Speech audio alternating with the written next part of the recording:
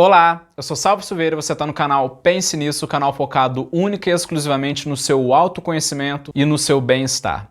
Bem-vindo a mais um episódio da série Viagem Interior, o caminho para o autoconhecimento. No último capítulo falamos sobre as várias formas que a mente nos autossabota através dos vieses. Falamos sobre como ter controle sobre esse problema, mas ainda não acabou, tem outras formas que a mente também usa para sabotar a gente e que nos torna mais irracionais, nos fazendo tomar decisões erradas. O problema em si é que muitas vezes tomamos decisões altamente precipitadas e equivocadas com base na alta carga emocional, nos deixando incapazes de lidar com aquilo. Seria como se o nosso lado primitivo assumisse o controle da gente e começasse a agir impulsivamente. Por isso é muito importante a gente estar reconhecendo esses gatilhos para a gente começar a trabalhar eles e evitar que eles nos controlem. Os gatilhos emocionais podem ser vários, desde pessoas, palavras específicas ou até situações que provoquem reações emocionais intensas e excessivas dentro de você. Mas aqui eu vou usar a forma mais abrangente e menos técnica, fugindo do escopo original da palavra. Mas se você tiver interesse em algo mais concreto, recomendo o vídeo do Minutos Psíquicos, chamado Cuidado, Gatilhos, que dá uma aula perfeita sobre os gatilhos. A gente vai comentar aqui sobre os 3 principais gatilhos. Primeiro, o gatilho da primeira infância. Depois, o gatilho dos ganhos e as perdas frequentes. E por último, e não menos importante, o gatilho dos efeitos de grupo. Primeiramente, vamos ver aqui sobre os gatilhos da primeira infância. A verdade é que grande parte do que somos hoje, do que nos formou, foram formados na primeira infância, tanto pelos acertos quanto pelos erros dos nossos pais. Inclusive, tem um vídeo aqui no canal em que eu falo sobre a teoria do apego aplicada nos relacionamentos. Recomendo que você veja. Nisso, algumas crianças que não tiveram amor na infância podem ser carentes na fase adulta, entrando em relacionamentos destrutivos que tentem suprir tal carência. Já as que tiveram amor na infância podem ter muito amor para dar e receber, afinal, as crianças aprendem sobre o que é amor com os pais e vão continuar usando isso como referência. E no final, isso tudo pode refletir na vida adulta em escolhas irracionais na vida afetiva, nas amizades, nas decisões essas que são muito erradas, tanto no trabalho quanto na vida em geral, ter medo de dizer não, ser agressiva e irracional em momentos que não deveria ser. Outro exemplo prático é a nossa personagem fictícia, Maria. O pai dela era alcoólatra, batia na mãe. Ela, por presenciar tudo isso, hoje na fase adulta, ela inconscientemente ela só se atrai por homens problemáticos com o perfil do pai dela. Outro exemplo, a nossa personagem fictícia, Alice. A mãe dela vivia arrumando briga com o pai. Todos os dias a mãe dela arrumava alguma briga com ele. A mãe dela sempre falava com ela: nenhum homem presta, minha filha. Olha só, o seu pai é um lixo, é um vagabundo. Homem é tudo igual. Cuidado com os homens, pois nenhum presta. Falando isso de forma frequente.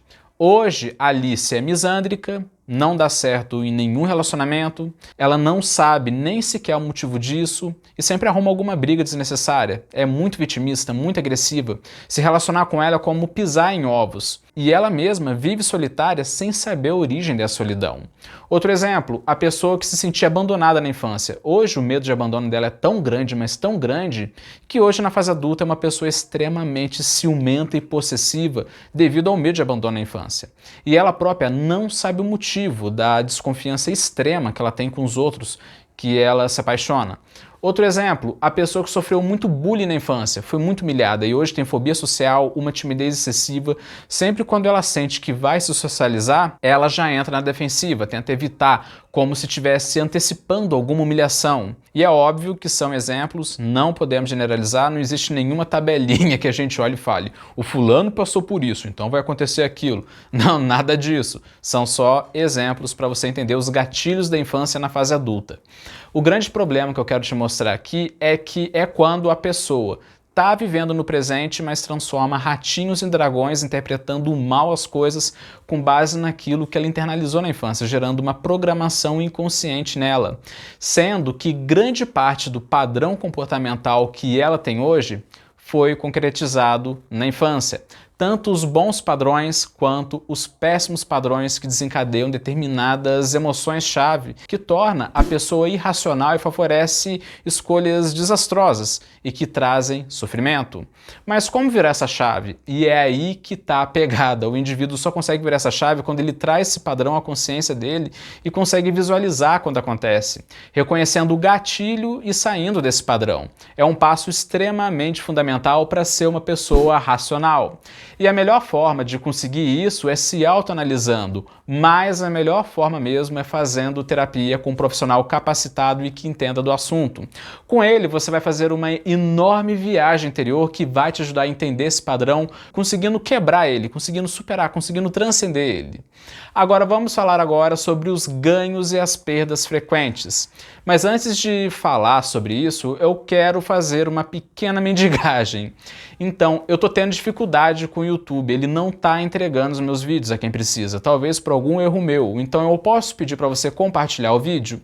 Pode ser nas suas redes sociais, para os amigos, para os colegas, para os familiares, pois tanto eu quanto eles podemos juntos ganhar muito. E também curte o vídeo, porque ao curtir o YouTube entende que o conteúdo é bom e entrega para mais pessoas que também gostam desse tipo de conteúdo. E você também, você se inscreve também aqui no canal e ativa o sininho para receber as notificações para a gente ter mais conversas como essa de autoconhecimento, sem autoajuda barata, sem otimismo tóxico, sem coaching, com o pé no chão. Em uma semana me assistindo, nós vamos aprender muito juntos. Então vamos aqui voltar para a nossa conversa. Agora vamos falar sobre as perdas frequentes. Bora lá? Então, a verdade é que muitos ganhos e perdas frequentes são ocorrências perigosas para a irracionalidade, que te levam à irracionalidade. Por quê? Por um motivo simples. Nos casos dos ganhos frequentes, gera o desejo de obter aquilo com muita frequência e não aceitar quando ocorre o oposto, desconsiderando o longo prazo. Por exemplo, vamos supor que você tem um filho e no Natal de 4 anos atrás, você deu para ele um tablet de presente. Aí no Natal de 3 anos atrás, você deu para ele um celular top. E no do ano passado, você deu um notebook para ele. Porém, esse ano foi um ano financeiro difícil para você. Nesse ano, você perdeu o emprego, que era aquele emprego que te pagava bem, e entrou em um emprego que paga bem menos. E devido a isso, você teve que reajustar os seus gastos. E nesse Natal, você deu ao seu filho de presente uma camisa. E ele passa o Natal inteiro emburrado de cara fechada no canto da sala. E isso faz parte da nossa natureza humana em querer sempre o ganho frequente e não aceitar de forma alguma uma perda inesperada, sendo algo irracional, já que tudo pode acontecer a qualquer momento e uma coisa dar certo não significa que as outras coisas também vão dar, né? Não é à toa que na Roma Antiga, após uma grande batalha em que eles venciam, os generais, ao entrarem com seu exército desfilando glorioso sobre a cidade de Roma, sob os aplausos da população, tinha alguém do lado deles o tempo todo falando: lembre-se que você é pó, justamente para evitar que eles ficassem mimados com aquela vitória temporária, ao ponto de fecharem os olhos para as batalhas futuras e acharem equivocadamente que eles estariam condenados ao sucesso. Outro exemplo é Hitler. Hitler ele teve um sucesso na invasão da Polônia, depois teve sucesso estrondoso na invasão da França, que na época era a maior potência militar do mundo. Nisso, ele já estava com a guerra declarada com todo o Ocidente. Mas a confiança dele era tanta que ele decidiu declarar guerra também com a União Soviética, lutando em mais de uma frente contra um país gigantesco em pleno inverno, cometendo o mesmo erro que Napoleão Bonaparte cometeu. Hitler ele era tão confiante que ele ignorava os conselhos do alto comando alemão, que era formado por militares altamente experientes, e no lugar disso seguia o próprio impulso, a própria vontade, tomando decisões militares desastrosas, sendo que a maioria das vitórias dele, na verdade, foi porque ele seguiu os planos do alto comando, e a maioria das derrotas foi porque ele seguiu o impulso e ignorava as ordens do alto comando. Para você entender melhor esse lado da natureza humana, esse lado egocêntrico de Hitler que também está presente na gente, tem um vídeo feito pelo canal hoje na Segunda Guerra Mundial chamado As Más Decisões de Hitler. Super recomendo você assistir esse vídeo, mas depois você me lê daqui, tá bom? Um exemplo bem claro também foi na Copa do Mundo, em que o Brasil tomou um 7-1 caprichado, em que estava todo mundo achando: o Neymar vai jogar no nosso time, e ainda vai jogar em casa, a gente vai ganhar. Tá bom, você viu só o 7-1 caprichado que a gente tomou da Alemanha, né? Que veio jogar completamente preparada contra a gente e deu a coça na gente.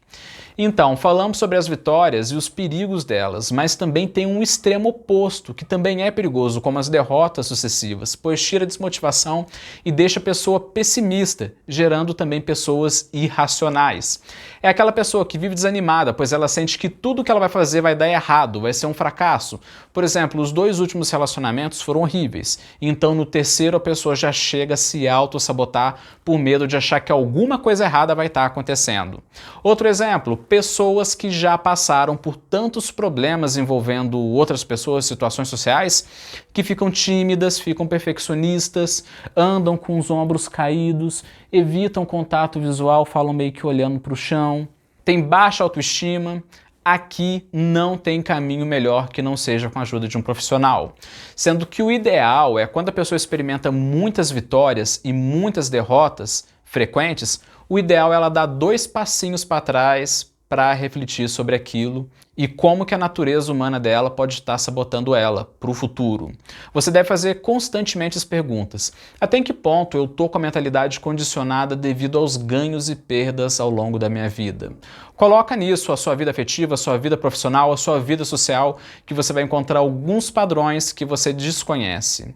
E por último, e não menos importante, vamos falar dos gatilhos de grupo. Já falamos sobre eles aqui em vídeos anteriores, mas não custa relembrar. No gatilho do grupo, ou conhecido popularmente como efeito manada, a coisa costuma ser bem feia. A verdade é que somos seres sociais e fomos condicionados assim por milhares e milhares de anos, e esse condicionamento continua vivo dentro da gente, em que a gente fica muito feliz em encontrar quem pensa igual a gente. O problema é quando esse instinto chega a ser desvantajoso e a nos iludir para valer. Um exemplo excelente é aquele que dei do adolescente. O adolescente ele gosta muito do grupo dele, ele quer fazer parte desse grupo, então ele fica em uma rodinha com os amigos dele em uma festa. Então um desses amigos acende um cigarrinho de maconha e vai um passando cigarrinho para o outro na rodinha, em que cada um dá uma tragada. Então, esse adolescente, mesmo tendo uma boa educação e ele com medo de ser o diferentão, ele aceita o cigarrinho. E tem também o outro exemplo, em que a pessoa acha que a decisão é dela, mas na verdade é do grupo. Na política, por exemplo, vemos isso com frequência. Quando a pessoa adota a opinião do grupo, mas acha que a opinião é dela, acha que é originalmente dela, sendo que não, na verdade, é do grupo. Esse viés ele ocorre quando a pessoa pensa: eu penso por mim mesmo, tenho a minha opinião formada, eu não escuto o grupo. Mentira! Escuta sim, e o pior, que mesmo eu, tendo ciência disso, eu mesmo às vezes caio nisso. Isso acontece porque quando a gente está em um grupo, nós sentimos um grande envolvimento com o todo. Por exemplo, a pessoa em um evento esportivo, com a torcida contagiosa, eventos religiosos em que todos ficam emocionados. E eu mesmo me identifico às vezes quando eu passo por isso. Mas a minha preocupação é quando eu não identifico e acabo me bonito, acabando entrando por efeito manada. É um problema que todos nós temos e que faz parte da nossa condição humana. Então é isso, hoje falamos sobre os 3 maiores gatilhos que nos influenciam a tomarmos decisões desastrosas. Primeiro falamos do gatilho da primeira infância, depois do gatilho dos ganhos e perdas frequentes e depois do gatilho dos efeitos de grupo. No seu caso, você tem que frequentemente estar se policiando para ver até em que ponto você está sobre qualquer um desses 3 gatilhos, sendo que todos nós temos influências deles. Faz parte do autoconhecimento conseguir achar e reconhecer a influência deles na nossa vida. Beleza? Pense nisso. Falou!